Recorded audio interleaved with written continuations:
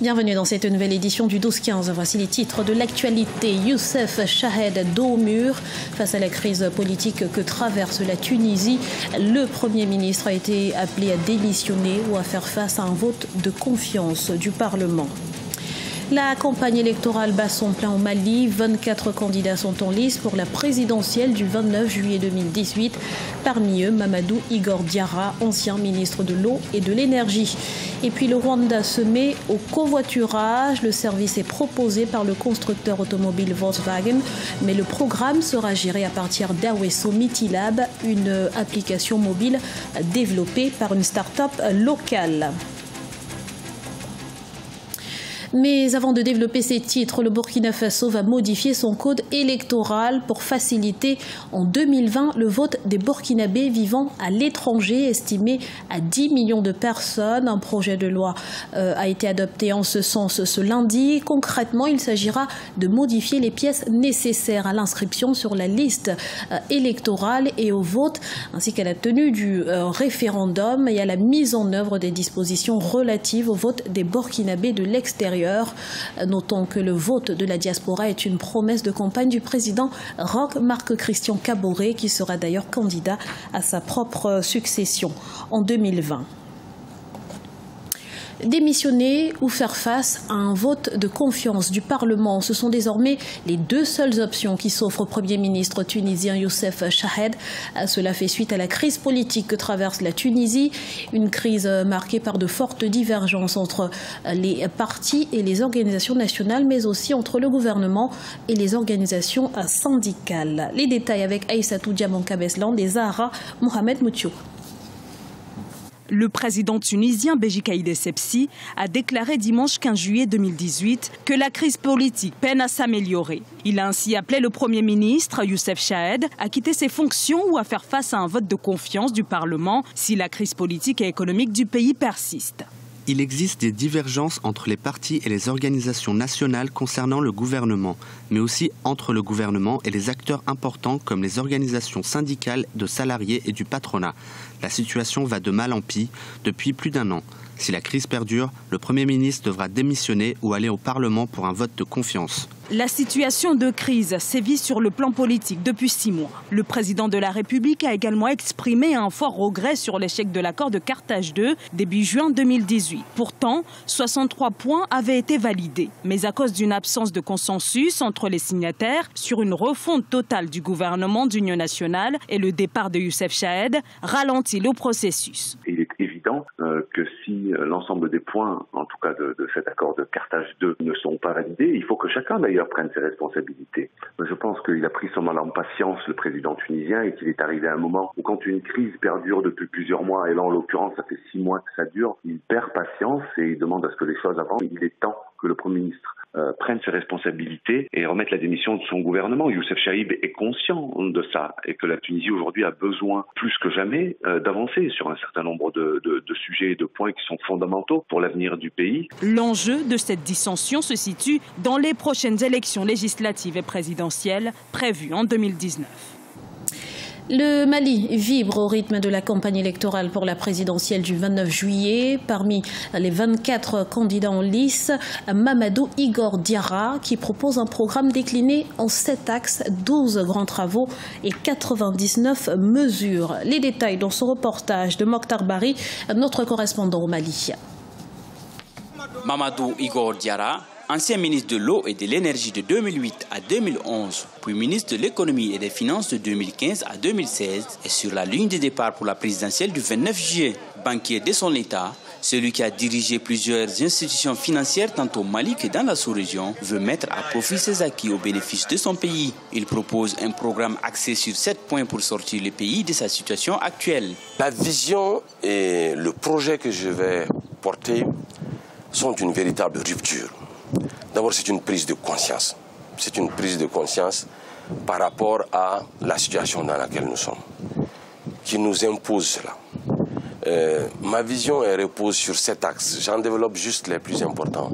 Nous estimons que nous devons nous doter d'un État propre, un État sobre, mais aussi un État agissant. Pour réussir son pari, il compte engager 12 grands travaux avec 99 mesures immédiates pour relancer les secteurs vitaux du pays tels que l'agriculture, la santé, mais aussi l'économie. Un investissement de 8 090 milliards seront mobilisés pour financer ce programme.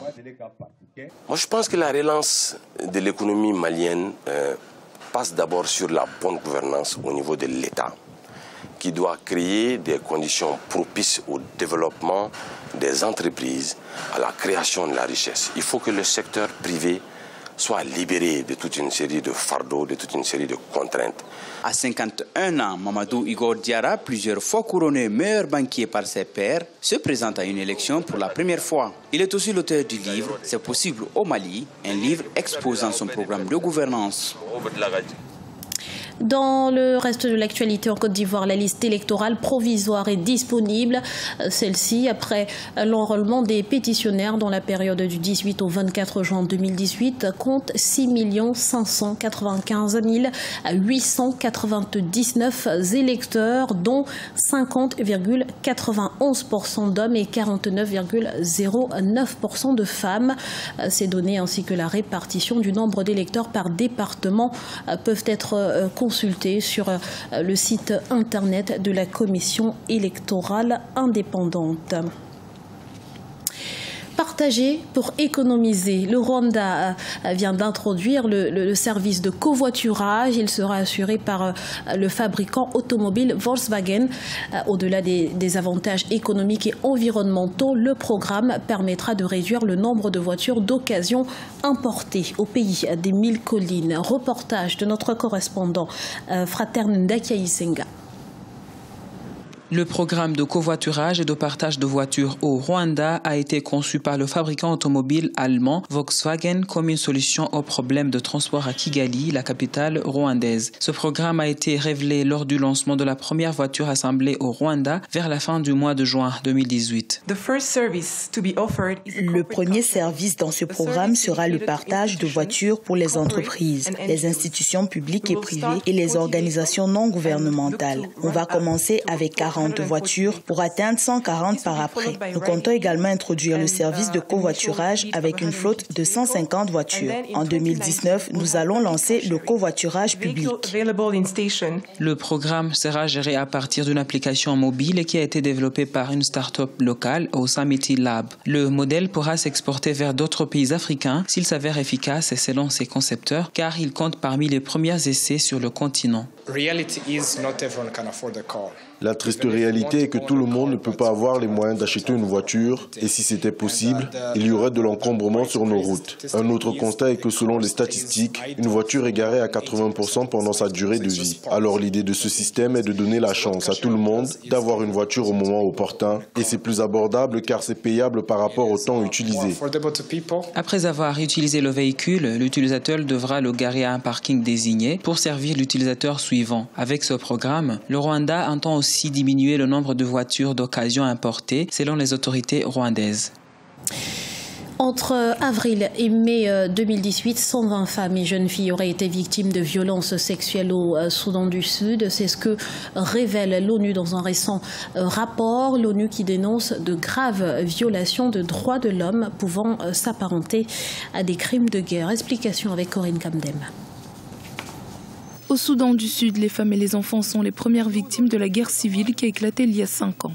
La malnutrition menace de nombreux enfants, les femmes sont victimes de viols, les enfants de mutilations. La secrétaire générale adjointe des Nations Unies, Amina Mohamed, est revenue sur cette problématique alarmante avec le président Salva Kiir lors de sa visite dans le pays. Ce qui a été la pire partie du conflit dans ce pays, et je pense ici avec la délégation, nous avons entendu la douleur et l'angoisse de beaucoup de femmes. C'est la violence sexuelle et en particulier le viol. Et ce viol ne s'arrête pas seulement aux femmes, mais il inclut aussi des enfants jusqu'à des enfants très jeunes que nous avons entendus, ce qui pour nous a été odieux. C'est une histoire d'horreur quand vous l'entendez et encore plus imaginez quand vous devez passer par là. Amina Mohamed a mené une mission de l'Union africaine et des Nations unies au Soudan du Sud afin de constater les défis auxquels sont confrontés les habitants du pays.